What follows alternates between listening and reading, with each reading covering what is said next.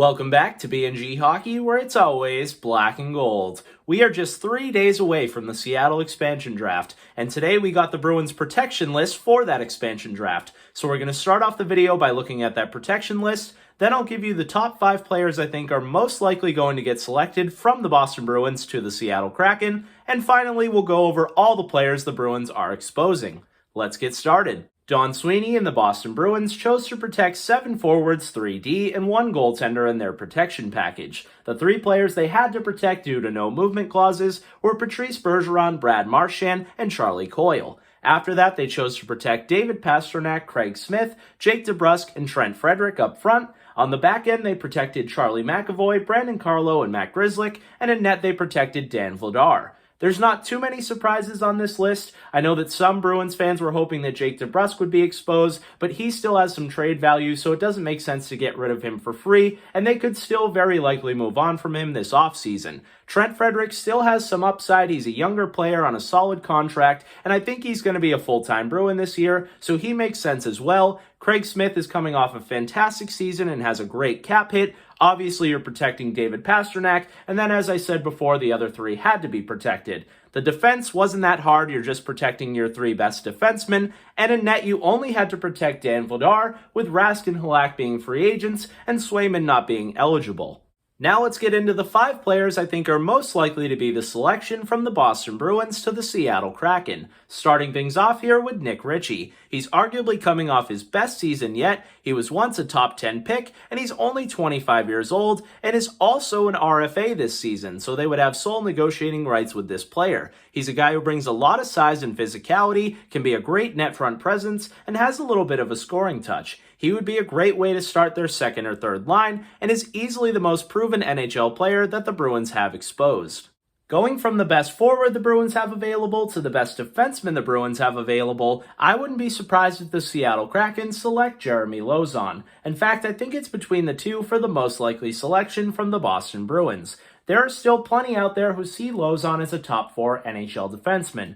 Me personally, I don't know if he's going to get there, but this is still a player I'd hate to lose for nothing because he's still so young and has that upside. He plays with size and physicality, he can give you some big minutes, especially on the penalty kill, blocking shots, but overall I didn't think he had the best season, and at times got exposed, especially in the playoffs. He was getting caught flat-footed at times, and seemed like he couldn't handle playing too many minutes against top-end talent. There are a lot of good NHL defensemen exposed in this draft, and if they select plenty of them, it might not make sense to take Lauzon, and they might go with a forward like Ritchie instead. But if they are looking to add defensemen, especially younger defensemen, on cheap cap hits with upside, Lauzon would be a great pick. Speaking of young defensemen on cheap cap hits with upside, the Seattle Kraken could also select Connor Clifton.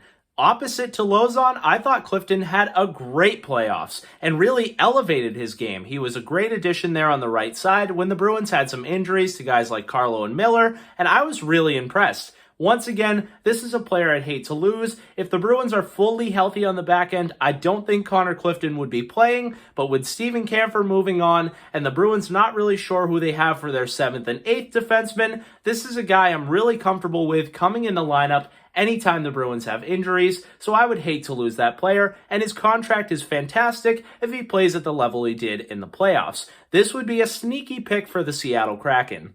Another potentially sneaky pick for the Seattle Kraken would be selecting Jakub Zboril. This is a player who had an interesting year. At times I noticed him doing good things, at times I noticed him doing bad things, and at times I didn't notice him at all. This is a player who the Bruins are really trying to make work out, especially because he's one of those 3 picks in the famous 2015 draft. They tried to show him off this season a little bit, see if he could help them out. I wouldn't be surprised if he gets moved down the road anyway, potentially in a trade package, but this is a guy, once again, with some upside. He was selected high and at one point was a top defensive prospect. I don't think he's ever going to get there, but with an expansion team, you're usually trying out quite a few guys, especially on the back end, and he might be a nice depth defenseman for the Seattle Kraken.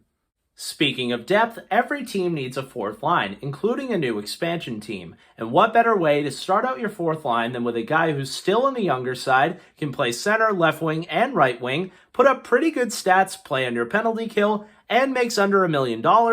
That guy is Curtis Lazar. He was just thrown into the Taylor Hall trade, but really impressed me in his short amount of time with the Boston Bruins. In fact, I thought he was the only player who really showed up on the Bruins' fourth line, especially in the playoffs. And as I said before, there's a lot of talented players exposed in this draft, and the Bruins don't have the best exposed players. So if Seattle decides that they're looking to build an entire team, because you can't be full of just skilled guys, and you can't just take the best player from every team, maybe Curtis Lazar would be an interesting option to start off their fourth line. Lastly, I wanted to show you the entire list of players exposed to the Seattle Kraken, minus the 5 that I just told you about. Now, if you're freaking out seeing names like Taylor Hall, David Krejci, and Tuukka Rask on this list, you have to remember that they're all free agents. Seattle could pick them, but then they would immediately become free agents and could sign with any team that they wanted to. So that would be a waste of a pick with the Seattle Kraken. Now, I will say, they do have negotiating rights right now with all the pending free agents.